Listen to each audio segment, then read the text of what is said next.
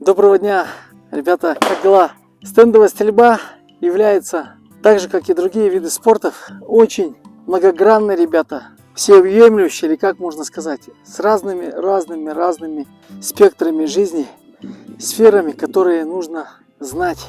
Это не то, что ты пришел на стенд, положил ружье, скинул его с патроном и стрелял.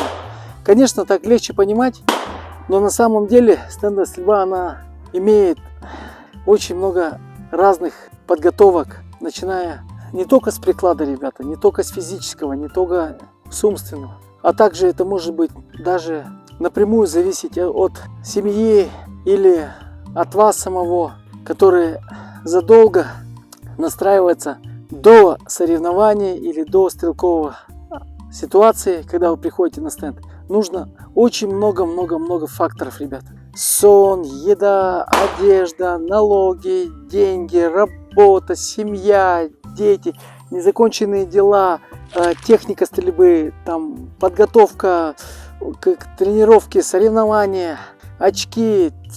Очень много, ребята. И вот эти все, вот человек когда стоит, и вот эти все блоки, они очень в прямой зависимости от самого стрелка, когда он действительно их знает, и он их уладил, ребята. И когда вы знаете, как с этим справляться в какой-то ситуации, то вы становитесь сильными и становитесь не только сильными и счастливыми в стрельбе, но и в жизни.